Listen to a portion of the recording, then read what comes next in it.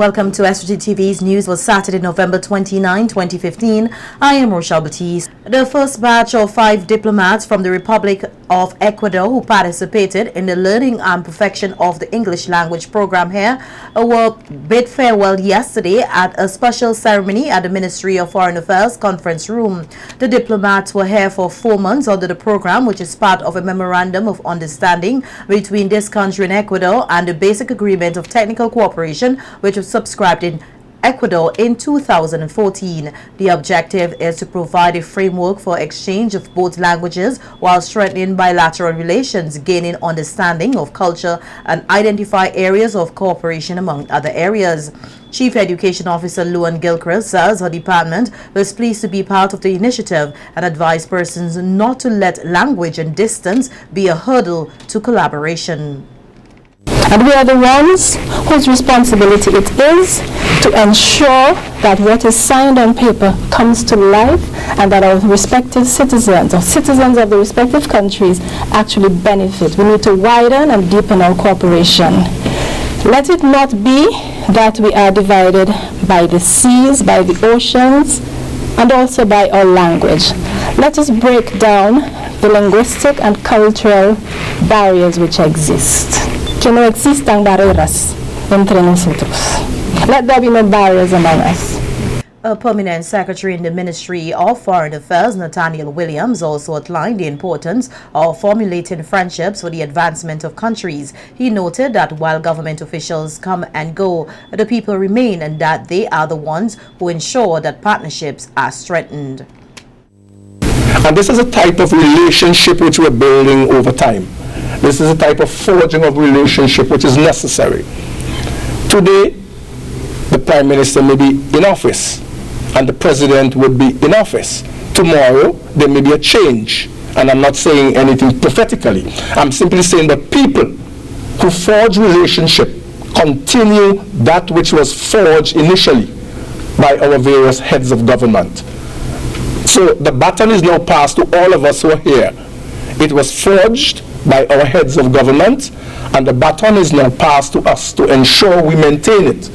I therefore use this occasion to call on all civil servants and all Vincentian to embrace our Ecuadorian friends. The Chief Tutor, Flavia Howard, praised the diplomats for being quick learners and wished them the best in their endeavors. So I think after that initial stage, they were more confident, and after 3 weeks, we went up to a session at the teachers' conference at the Thomas Honor Secondary School, and Mr. Romano Min, who helped me with one of the candidates early on, said to me that he was quite amazed after 3 weeks at the level of progress they had made. And he mentioned the ones he found had improved a lot. So we decided we were going to do a more external intervention in the learning process. And then we also had attachment in families. And one family said today, one member family, they went to different church programs that they heard, and then on the 25th of October, I invited them to our church in Calico, St. Paul's Anglican, and then they spent the rest of the day in family. The cohort of diplomats took the opportunity to share their experiences. I am speaking English now because I gained my confidence here about the possibility of learning English in San Vincent. My heart know that it was for me, but my head didn't understand. Learning English in San Vincent and the Grenadines has given me the opportunity to be a better diplomat. I want to everyone for their help. All you were important in my process of learning. Class have 2 teachers, Miss Flavia and Mr. William. For me, and my opinion, very good. Very good. For we teacher, the teachers use different methodologies and terminology, practicing and theories to me. Any political party seeking for a fourth consecutive term in governance has to be poised in hard work and be committed to serving the people. And according to former parliamentary representative for Central Leeward Maxwell Charles, the ULP has done their work. Speaking at a meeting in Bucament earlier this week, Charles said that there is no other alternative to the ULP. He said that Vincentians must look at the progress around and that persons must realize that only the ULP has the vision to guarantee greater development for St. Vincent and the Grenadines. We are standing here on a ground that was part of the education revolution in 2005. I remember clearly and I remember distinctly that I, being the first principal of this school, opened its doors and your children had the opportunity to come into a secondary school instead of being on the block. 2005 told us that all children, not only 4 out of 10, not 5 out of 10, but 10 out of every 10 children in the state who did the common entrance had an opportunity to get a secondary education. And where you're standing here tonight was one of those spots that heralded the education revolution in St. Vincent and the Grenadines. Charles said that the ULP's plans and policies have benefited Vincentians greatly, especially in areas such as education, agriculture and health. He said that the government has made provisions in tourism for Central Leeward through the Bucament Bay Resort, which has increased employment and community development, even though the projects were criticized by the NDP. Charles further added that these elections are crucial as persons must assess the excellent work of the ULP government and recognize the need for this work to continue. He said that Vincentians must ensure that they are re-elected into office. Just in front of me is a clinic that would be the masterpiece in the Leewards. This polyclinic under the 10th EDF is worth over $4 million, to be exact, $4.5 million. And this shows that this government, which is asking for a fourth term, believes in the health of its people. And very soon, this clinic will be opened up to all the persons of Central Leeward and to St. Vincent and the Grenadines. The New Democratic Party candidate for Central Kingston, Sinclair Leacock, said that the ULP has no right to talk about proper representation when they themselves know nothing about it. Addressing an NDP meeting in Hollywood earlier this week, Leacock said that if the people of Central Kingston wish to put back the ULP in office for another 5 years, it is their choice. He, however, noted that he has and will continue to serve his constituents, whether or not they choose to support him. In Central Kingston, you will leave what I'm standing for. For that, well, it's your call. And the people see that it is Major who got rid of the coconut tree and the lamppost against which they had to walk over to go. And it is my cement, my Rabica, my son, and their labor and their motivation that built that bridge to take them across. You think they'll forget me? You think they'll forget that? I went to the parliament once, twice, 3, 4 times and begged like a child to give me $3,000 to build the bridge so that people could cross the road in dignity. Rather than them people who live in the squat then. You say, oh, only 12 people live over there. That's the government you want? Leacock added that the people of Central Kingston, like other constituencies, have been neglected by the ULP and pledged that the NDP will give better services to Vincentians. Because our politics is rotten, stink, set up to fail. And if we, who have been given the privilege to have a good education, don't change it, then God will punish us. Politics and service is not about us. It's a temporary opportunity to do good. I repeat it, and you heard me say it before. My daughter living in Brooklyn, I brought her here to walk with me to see what poverty is like, so that they could understand that when they're claiming and they don't feel good about something, remember what you saw in my constituency. Today, by the time this meeting is finished, they will lift me up and keep me to go on because they understand that contribution that I'm making.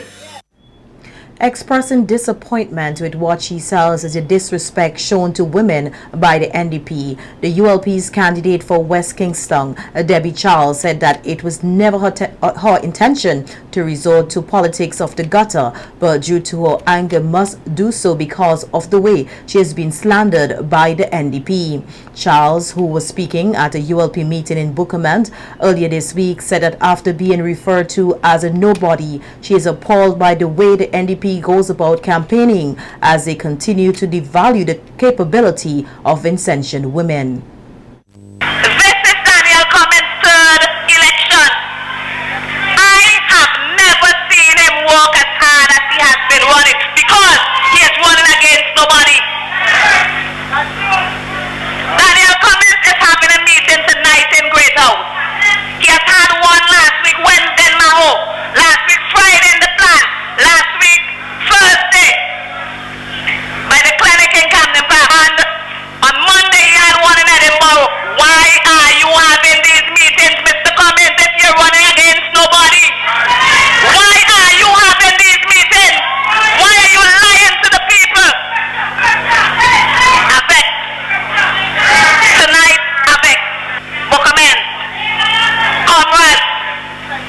I am no window dressing. I am no curtain for any window. I am a decent human being who has decided to give myself a service for you and your children and our country. Charles said that no one should allow their right to be trampled upon. This as she outlined the development of women after universal adult suffrage in 1951. She said that women cannot destroy what their forefathers have fought for. You cannot afford that. You cannot afford to make anyone belittle you. I will not be belittled as a woman in this country. And I will be your voice in the parliament in St. Vincent after this election. And on the night of December 9th, 2015, I will be the representative for West Kingston. We have to get the arrogance out of this parliament. In support of what she refers to as the rescue team, former NDP candidate for Maracor, Advira Bennett, said that it is clear that SVG is in serious trouble, and if something is not done soon to evoke change, all Vincentians will be doomed. Bennett said that she is confident in the New Democratic Party and its supporters that there will be the change on December 9th, 2015.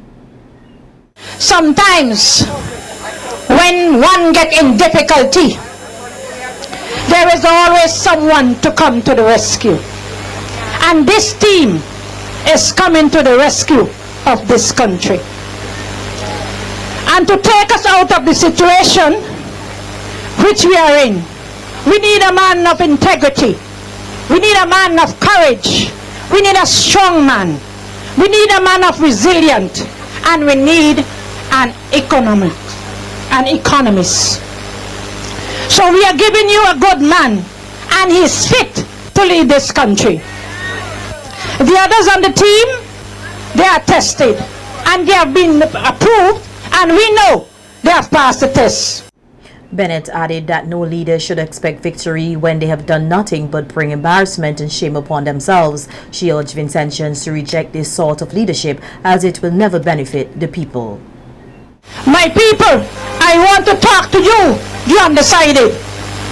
If you do not want to vote, if you do not vote on December the 9th, you are condoning the corruption, the mismanagement, and the atrocities that we have experienced over the last 14 years. If you can't vote for the love and the care of the NDP, vote for the fair. Vote for the fair of the ULP. And that is serious business, my people. We have a plan, and that is to get rid of these people and to rescue St. Vincent. In other news, St. Vincent and the Grenadines will host the 2015 annual review meeting of the Canada Caribbean Seasonal Agricultural Worker Program at the Beachcomber Hotel from Monday, November 30th to Friday, December 4th. The meeting will bring together delegates from the 7 OECS countries, Barbados, Jamaica, and Trinidad and Tobago to chart the way forward for the Canada Caribbean Seasonal Agriculture Worker Program, which employs hundreds of Vincentians and Caribbean nationals. The opening ceremony of the review meeting will be held on Monday, November 30th at 5 p.m. at the official residence of the Prime Minister. Benjamin Harvey and Vincent Denbar, both from Union Island, were on Friday, November 27, 2015, committed to stand trial at the next practical sitting of the criminal session on 3 separate drug-related charges. Both men are accused of having in their possession 9,159 grams of cocaine in their possession with intent to supply to another, having the drugs in their possession for the purpose of trafficking and for conspiracy to export same. Reports are that on July 3, 2014, the men were seen traveling on a speedboat by the Coast Guard, who were patrolling the area. Having recognized the presence of the Coast Guard, the men reportedly threw the drug overboard. As a result, they were taken into custody. The drugs were subsequently discovered underwater by the Coast Guard divers. The order was given by Chief Magistrate Rachel Brown at the end of a preliminary inquiry to determine whether a case is made out for them to answer before a judge and jury at the High Court. The men are being represented by Defense Counsel Ronald Max.